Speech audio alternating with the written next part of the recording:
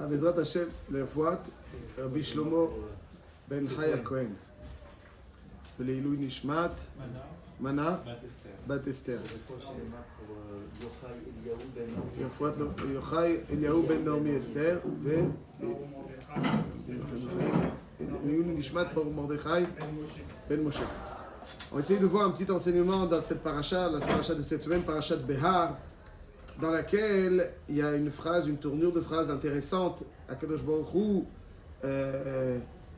après avoir donné l'injonction du respect de la Shemitah, donc ne pas travailler la terre pendant la 7e année, il dit V'chitomru manuchal bashana sheve'it. Et lorsque vous direz, mais que va-t-on manger pendant la 7e année? Quelqu'un il ne travaille pas, il est agriculteur, sa source de revenus c'est l'agriculture, tu lui dis tu ne sors pas dans ton champ pendant une année. On mange quoi? On ne va ni semer ni donc moissonner, on fait quoi? Soyez tranquille. J'ordonnerai ma bénédiction pendant la 6e année. C'est-à-dire que là, il y aura une telle abondance pendant la 6e année que ça vous suffira pour 3 années. La question, donc, c'est cette tournure.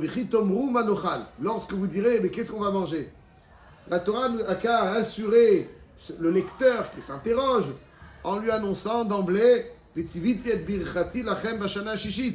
le lecteur qui se pose la question aura immédiatement la réponse sans avoir besoin de poser cette question. La Torah aurait pu simplement dire sachez qu'il n'y a pas lieu de se poser une inquiétude quelconque, dans la mesure où pendant cette 6e année, il y aura une grande abondance. Et puis maintenant, les gens prendront l'habitude.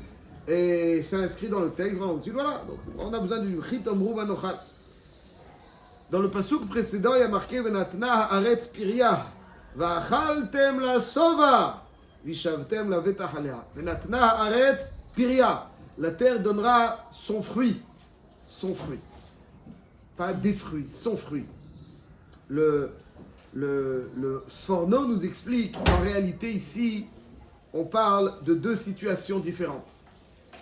Pour bien comprendre ce qu'il dit, faisons une petite introduction. Si je demande à quelqu'un, c'est quoi la bracha? C'est quoi la bracha? La bracha dans la parnassa. C'est quoi la bracha? C'est avoir beaucoup. C'est ça a priori la bracha. Bon, la bracha, il a 3 magasins, il a, etc. ce qu'il a. Avoir beaucoup, c'est ça la bracha. La Torah ici, elle nous dit que c'est pas ça le hikar de la bracha. La bracha, la plus belle bracha, c'est pas avoir beaucoup.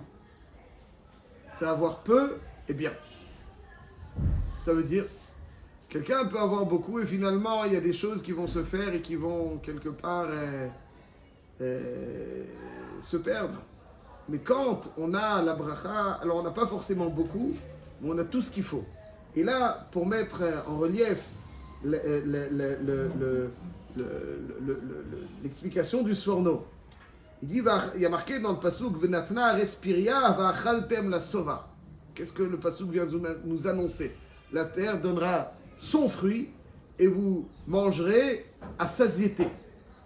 Il dit qu'en fait la plus belle bracha c'est avoir peu et ce peu-là va nous combler.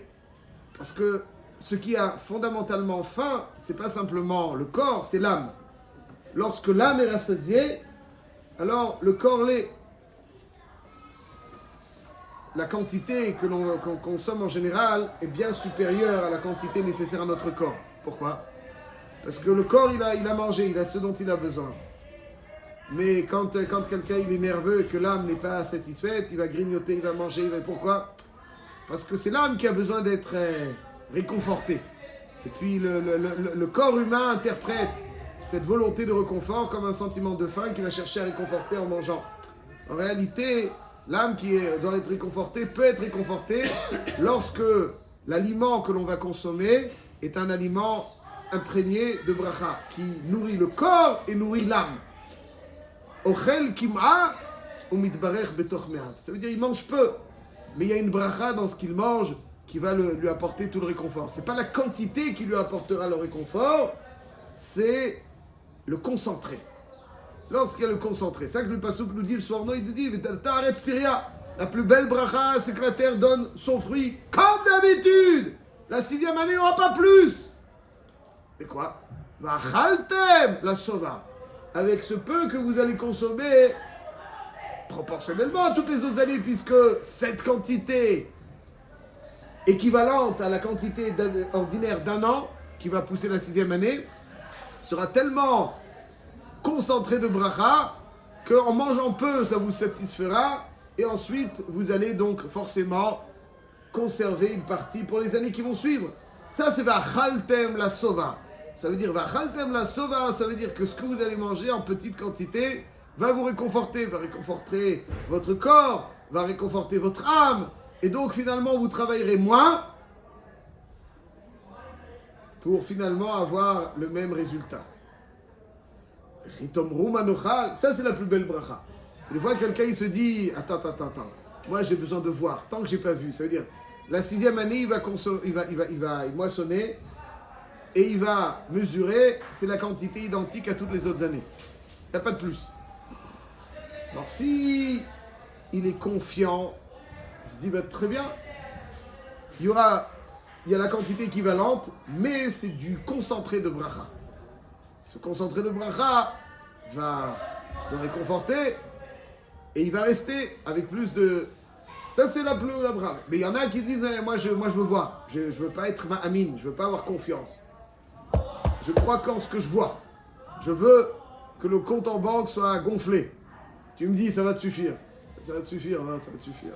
Selon les statistiques, ça ne me suffit pas. Statistiques, chaque année, il me faut 2 tonnes. Là, la 6e année, il y a 2 tonnes. Chaque année, je consomme 2 tonnes. Tu me parles de ça va te suffire? Non, statistiquement, ça ne suffit pas. Mais quand quelqu'un, il fait sa cachère attend de lui, même si selon les statistiques, ça ne suffit pas, ça suffit en fait. Il ne se réfère pas aux statistiques. Mais la 6e année, statistiquement, il aura comme toutes les autres années. Ça ne devrait pas suffire. Mais, aïe, bizarre. Finalement, au final, ça m'a suffi. Ça, c'est la bracha. Quand quelqu'un m'a mis, ce mois-là, je me suis plus investi dans certaines choses. Et statistiquement, j'ai moins que d'habitude. Aval, si tu as fait ce qu'il fallait faire, t'as mis, tu verras que d'habitude, tu as besoin de temps. Là, tu verras que ce mois que tu as eu parce que ça va te suffire. Vachaltem la sova. Faut pas être inconscient, mais ça va. Pas chercher à... Vachaltem la sova. Mais si quelqu'un dit moi je veux que selon les statistiques ça réponde à mes attentes. Sinon je suis inquiet. Ah, top. Alors là, Vechitomru manochal. Tu as besoin de voir. Alors là, Elon Isra, Velon Esov, de quoi tu me parles? De Tziviti et Birchati. Hachem dit ok, tu vas devoir beaucoup plus travailler et tu auras une quantité triple. Tu veux que statistiquement ça marche? Là, ça, on va faire marcher la statistique. Mais pour que la statistique marche, ça a besoin de beaucoup plus de travail. Et ça, c'est pas la plus belle bracha, la bracha la plus idéale. La plus idéale, on a Ta'aretz Piria. Donc la terre, ça veut dire quelque part, ça fait allusion, nous disent nos sages, à une période dans laquelle Adam Arishon n'avait pas vraiment besoin de s'investir. La terre, elle donnait son fruit. Après, il s'est passé ce qui s'est passé. Mais il y a des moments où quelqu'un va s'investir dans l'essentiel et en conséquence, la terre va donner son fruit. C'est-à-dire, ça fait allusion à ce fruit-là qui est rassasié sans être le fruit du travail. Il y a le fruit de la terre et le fruit du travail de l'homme. Piria, c'est le fruit de la terre. Ça, c'est quand quelqu'un il fait ce qu'il faut faire. Azlodaretz Piria, s'il est ma'amin, Azlodaretz Piria. Vachaltem la sova. Après, alors là, effectivement, là, il y aura plus de boulot. Voilà donc ce que la Torah nous enseigne, que un juif ne doit pas simplement se référer aux statistiques, il doit beaucoup, etc. La bracha, c'est faire ce qu'il faut faire. La bracha, c'est avoir peu et du concentré de bracha de telle façon à ce que ça ne s'éparpille pas, ça ne se gâche pas, ça alimente l'âme de l'homme, ça le réconforte. Et puis, quelqu'un de riche, c'est pas celui qui a les poches pleines, c'est celui qui a le cœur plein. Et le fait d'avoir ce qu'il faut avec du concentré, c'est ça qui réconforte l'homme, c'est ça qui réconforte son âme. D'ailleurs, dans le man, il y avait une quantité identique pour tout le monde. Intéressant. Ouais. Omer la goulgolette. Il y a une quantité de Homer pour tout le monde. Il y a un adolescent de 15 ans. Regardez Aaron là-bas. Ouais. Il ne mange pas autant que d'autres. Et pourtant, il y avait la même Homer pour Aaron et Homer pour tous les autres. Et à l'autre, il mange 3 fois plus d'habitude. Le man, c'était quelque chose de spécial.